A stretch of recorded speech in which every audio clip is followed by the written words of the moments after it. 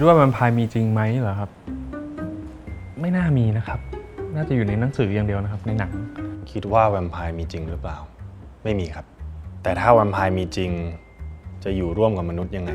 ผมว่าผมไม่น่ารอดนะครับถ้ามีแวมไพร์ผมน่าจะตายเราไม่รู้หรอกว่าวันดีคืนดีมันจะคึกและคอเราตอนไหนฉะนั้นกลัวดิพี่ถ้าพูดถึงแวมไพร์นึกถึงเลือดความเป็นอมตะดีกว่าความเป็นอมตะแวมไพร์น่าจะบินได้ด้วยนะครับน่าจะมีปีกเป็นค้างคาวอะไรอย่างนี้ครับแปลงร่างเป็นค้างคาวได้แวมไพร์เหรอครับมีจริงสิครับผมนี่ไงคุณคิดเหรอว่าบนโลกอันกว้างใหญ่ใบนี้มนุษย์เป็นสิ่งมีชีวิตที่มีอำนาจมากที่สุดท่ามกลางผู้คนมากมายที่เดินสวนกันไปมาทุกวัน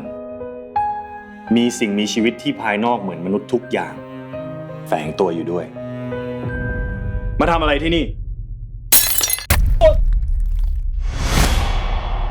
จิม MTV เองยังไม่เคยทำซีรีส์ที่เป็นแวมไพร์มาก่อนนี่ก็เลยนับว่าเป็นซีรีส์แวมไพร์เรื่องแรกที่เป็นซีรีส์วายด้วยคิดว่าจุดขายที่สำคัญเรื่องนี้คือเราจะได้ดูแวมไพร์ที่เซ็กซี่ตนหนึ่งที่กำลังจะมีความรักและความรักคนนั้นก็ดันเป็นความรักต้องห้ามอีกเรารู้สึกว่าเงื่อนไขของความสัมพันธ์นี้มันน่าสนใจจังครับก็เลยเป็นที่มาของเรื่องนี้ครับ My Golden Bud พวกเราคืออมนุษย์ที่ไม่มีวันตายด้วยพละกำลังมหาศาล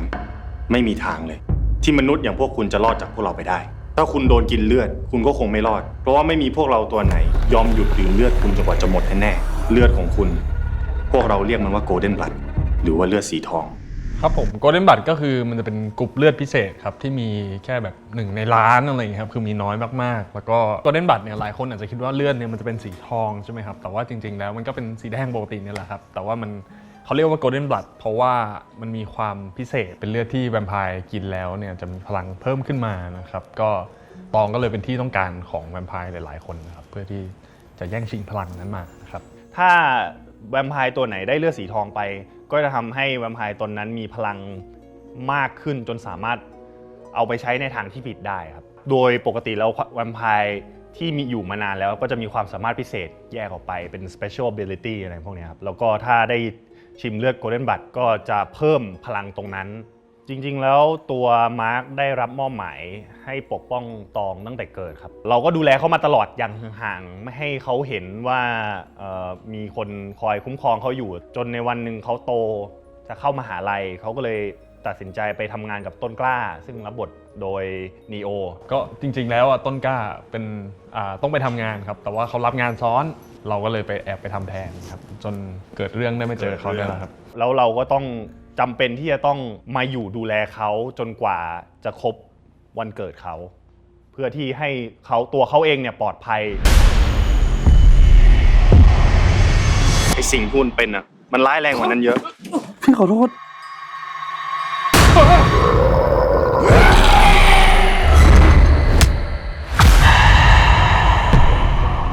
ก็แวมไพร์ในเรื่องนี้ก็จะมีการแฝงตัวอยู่กับมนุษย์ทั่วไป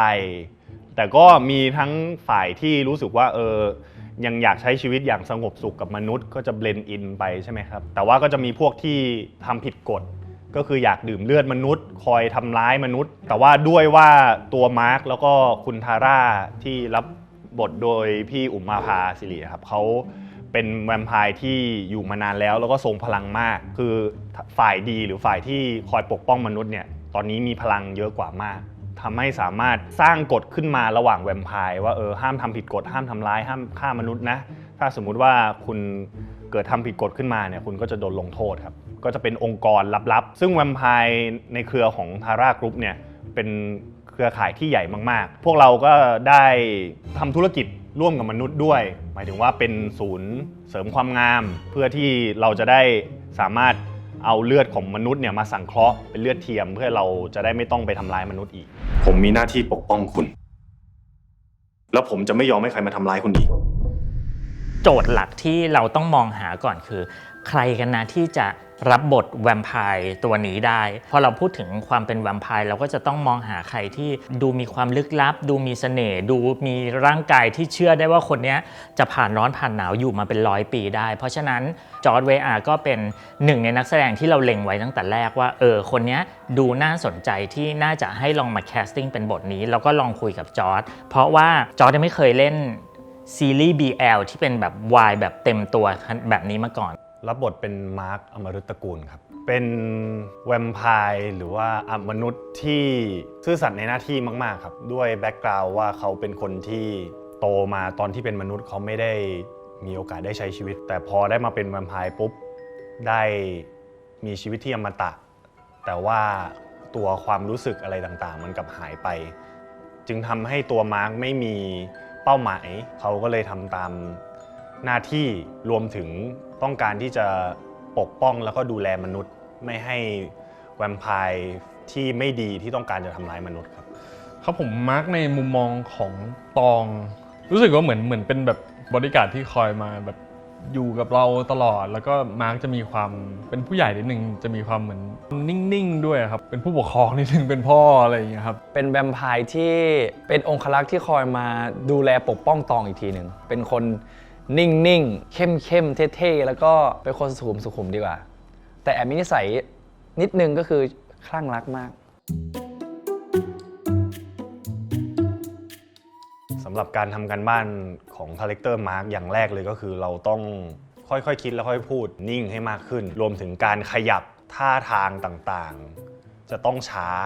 เพราะเรารู้สึกว่าเราไม่ได้มีอันตรายอะไรที่มันจะเกิดขึ้นกับเราทำให้เราไม่ต้องขยับตัวเร็วมุมมองที่ว่าสมมติว่าเราเป็นนักล่าเราอยู่กับน้องหมาหรือว่าสัตว์หรือว่าอยู่กับเด็กอะไรแบบนี้ครับเราจะไม่ได้รู้สึกว่าเราอยู่ในอันตรายถ้าเราเข้ามาแล้วเราเป็นเอาง่ายๆคือคนที่แข็งแกร่งที่สุดในห้องเราก็จะรู้สึกว่าเราสบายผมว่าก็เป็นการบ้านอย่างหนึ่งที่เราจะทำ mindset ยังไงให้เรารู้สึกว่าเราเป็นนักล่าแล้วคนในซีนรอบข้างเป็นแค่เหมือนผู้ถูกล่าเป็น prey ครับเราเป็น predator นั่นเป็น mindset ที่ผมต้องใส่ไว้ตลอดคือเขาเป็นแบบมนุษย์เป็นคนละสายพันธุ์กับเราอะไรประมาณนี้ครับ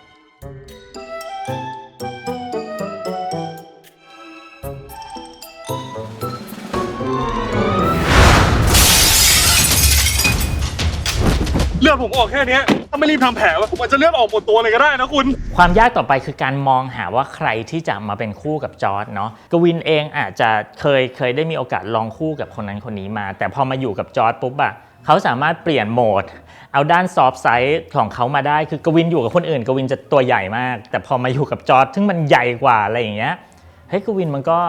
ดูเป็น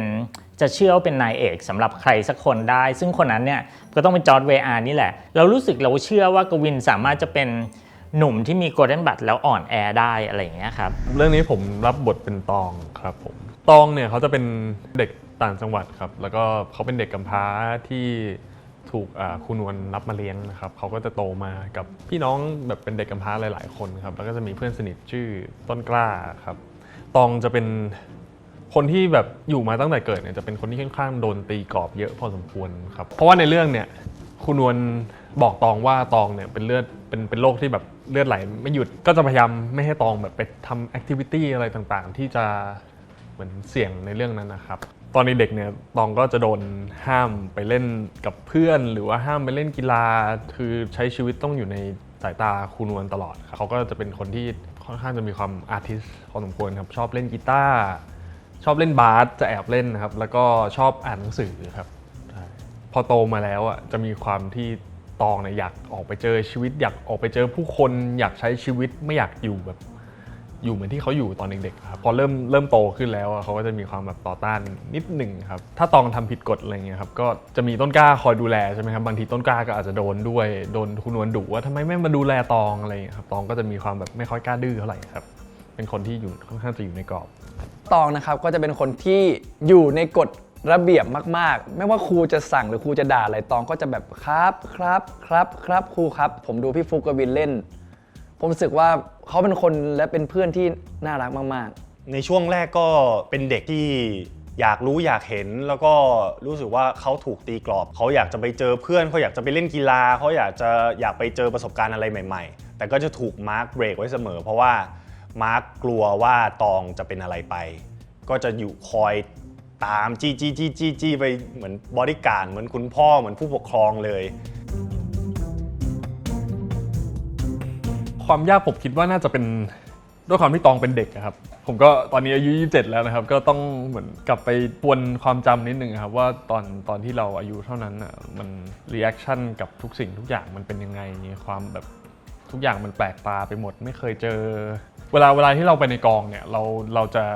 พยายามเข้าเป็นคาแรคเตอร์ตองเลยในถึงแม้ว่าจะไม่ได้ถ่ายอะไรเงี้ยพอไปถึงกองผมก็จะพยายามแบบอัพเอเนอร์จีเป็นตองให้ได้ครับเพราะว่าเขาเข้าซีนแล้วนะมันจะทำให้ง่ายขึ้นครับนั่นแหละครับความยากผมว่าเล่นให้มันมีความสดใสความเป็นเด็กอะไรอย่างเงี้ยครับเพราะว่าชาเลนจ์ตรงนั้นนิดนึงครับ ขอยทีพอเขาอยู่ด้วยกันเนี่ยเราได้เห็นความเป็นเด็กในตัวเขา2คนที่มันยังพอมีอยู่จอร์จเป็นคนที่ทำให้กวินออกมาเล่นโซเชียลเยอะขึ้นส่วนกวินก็ทำให้เห็นด้านที่สนุกสนานของจอร์จซึ่งก็เป็นเคมีที่น่ารักดีครับอยากให้ลองดูซึ่งตอนนี้ก็เลยกลายเป็นว่าเราชอบไปดูไลฟ์สไตล์เขาเวลาเขาไปไหนมาไหนด้วยกันเวลาที่เราเห็นเขาไปทำกิจกรรมด้วยกันไปเล่นบาสด้วยกันได้คอยแกล้งคอยอะไรกันเราก็รู้สึกว่า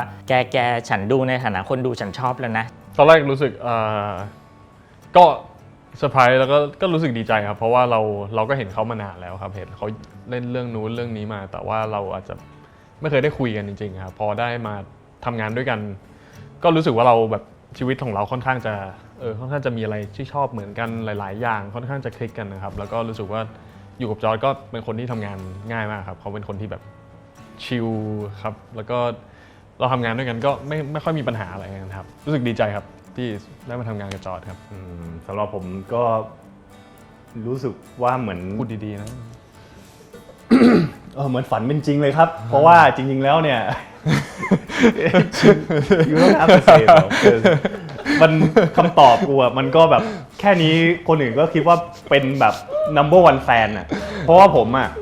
ใช้คำว่าชื่นชมเขามาตั้งนานแล้วในฐานะนักร้องเนาะแบบเราได้มีโอกาสฟังเขาร้องเพลงเขามาร้องเพลงประกอบซีรีส์ให้เราอะไรเงี้ยบางทีแฟนคลับก็จะแบบแท็กที่เราเห็นนะมันก็แบบว่าเราเคยคอมเมนต์ไว้นานแล้วอะว่าแบบคนนี้เสียงดีมากอะไรแบบนี้ แต่ว่าในมุมมองของการทำงานก็คือตอนที่ได้มาแคสบทนี้ด้วยกันก็รู้สึกว่าเราตอนที่เราไปออดิชั่นบทเนี้ยมันเกิดในเข้าซีนเสร็จแล้วมันเกิดอะไรบางอย่างเพราะว่าเราเองก็ตอนได้รับบทแวมไพร์เราก็รู้สึกดีใจแล้วที่แบบเฮ้ยได้เล่นเป็นแวมไพร์ว่ะมันต้องเราไม่เคยคิดว่าตัวเองมีลุคอะไรแบบนั้นแต่พอคนรอบข้างเขาบอกเราก็รู้สึกว่าเฮ้ย maybe เราเป็นได้ก็เลยรู้สึกว่ามันเป็นโอกาสที่ดีแล้วก็พอได้เจอกับกวินเขาพูดภาษาอังกฤษซึ่งมันเป็นเรื่องที่สำคัญกับผมมากเหมือนว่ามันทำให้เราแบบสื่อสารกันเข้าใจมากขึ้นเขาชอบกีฬาบาสซึ่งเราก็เคยแบบอินกับกีฬาบาสมามากๆทำให้ผมได้กลับมาเล่นกีฬาบาสอีกรอบหนึ่งรวมถึงสตาร์ลิมปิกอะไรเงี้ยครับทุกอย่างมันเลยคลิกมันก็เลยง่ายไปหมดตอนที่ค่ายถามว่าสนใจอยากเล่นวายไหมอะไรเงี้ยเราก็รู้สึกว่าณสักวันหนึ่งอ่ะถ้าบทที่เราชอบกับพาร์ทเนอร์ที่เราโอเคก่อนหน้าแคสกับวินก็มีโอกาสได้ไปเข้าบทกับประมาณ 2-3 คนครับซึ่งพอเป็นกวินปุ๊บผมก็รู้สึกว่าตอนที่แคสมามันจากที่ผ่านมาทั้งหมดอ่ะมันรู้สึกมากที่สุดฟีลลิ่งอะครับณตอนนั้น2 คนนี้ทำกันบ้านกันดีมากแล้วก็เวลาเข้าซีนด้วยกันขนาดเราดูแล้วอะเรายังแบบยิ้มตามเลยอะแล้วมันจะมีซีนแบบกุ๊กกิ๊กน่ารักแล้วก็จะมีซีนแบบเล่าร้อนให้ทุกคนเห็นนะครับ